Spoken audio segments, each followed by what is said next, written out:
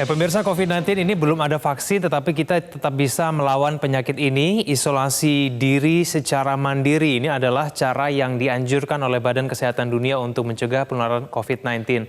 Nah, cara mengisolasi diri dianggap menjadi sebagai salah satu cara yang efektif untuk saat ini. Dalam rilis yang kemudian disampaikan oleh Kementerian Kesehatan, isolasi diri mandiri dilakukan oleh mereka yang belum mengalami gejala kronis. Kita akan melihat kemudian sejumlah data untuk memahami mengenai proses isolasi diri ini.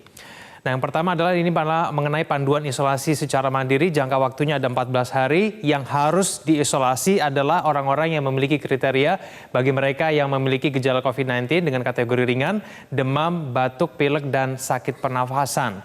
Namun demikian, kalau Anda memiliki demam yang cukup tinggi dan kemudian memiliki sakit pernafasan, nah maka sebaiknya Anda menghubungi dinas kesehatan terkait untuk kemudian bisa mendapatkan penanganan yang lebih lanjut. Dengan kata lain, tidak harus diisolasi secara mandiri di rumah. Dan kemudian kriteria juga yang penting bagi Anda ketahui ketika Anda memiliki gejala ringan, bagi Anda yang memiliki riwayat bepergian dari daerah penularan dan juga luar negeri. Inilah kriteria yang harus Anda pahami kalau Anda mau melakukan isolasi secara mandiri di rumah. Kita akan melihat kemudian data selanjutnya masih berkaitan dengan penanganan dari COVID-19 ini.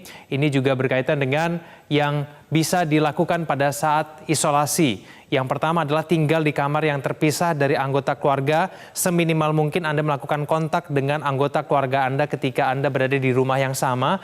Kemudian gunakan kamar mandi terpisah kalau ada. Dan kemudian cuci baju dan peralatan makan sendiri.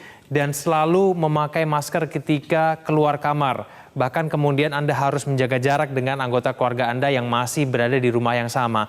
Namun demikian, kalau Anda memiliki anggota keluarga yang berusia lanjut atau di atas 60 tahun, maka disarankan harus dipisah.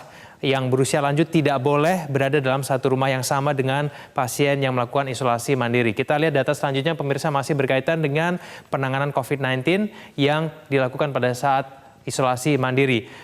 Atur jarak 1 meter dengan anggota keluarga, selalu mencuci tangan, buang tisu bekas bersin ataupun ketika Anda batuk ke wadah yang tertutup, dan kemudian membersihkan kamar dengan disinfektan.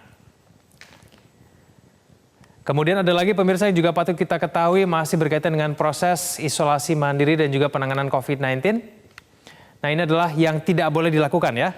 Ini adalah keluyuran ke ruang publik. Ini sudah pasti Anda harus berada di rumah paling tidak selama 14 hari. Lalu kemudian jika terpaksa keluar rumah, Anda harus memakai masker, hindari memakai transportasi publik dan tempat ramai. Ketika Anda terpaksa, ini merupakan kegiatan yang betul-betul tidak bisa ditinggalkan dan kemudian tidak bisa diwakilkan dan tidak bisa ditunda. Dan kemudian tidak menggunakan alat makan, mandi, dan pakaian bersama dengan anggota keluarga lainnya. Kemudian apakah kita masih memiliki informasi-informasi lain masih berkaitan dengan isolasi mandiri? Pemirsa, ini adalah istirahat 7-8 jam secara teratur, olahraga ringan 30 menit, tidak perlu berlebihan, berjemur di bawah matahari, makan makanan sehat, dan kemudian dan juga seimbang. Ini juga penting sekali bagi Anda yang melakukan isolasi mandiri. Kita lihat ke informasi selanjutnya, informasi terakhir, grafik yang kami hadirkan untuk Anda. Nah, jika kemudian kondisi Anda semakin gawat ataupun gejala-gejala ringan yang Anda alami tersebut tidak membaik, maka Anda harus segera menghubungi dinas kesehatan setempat. Ini sangat penting bagi Anda yang melakukan isolasi mandiri.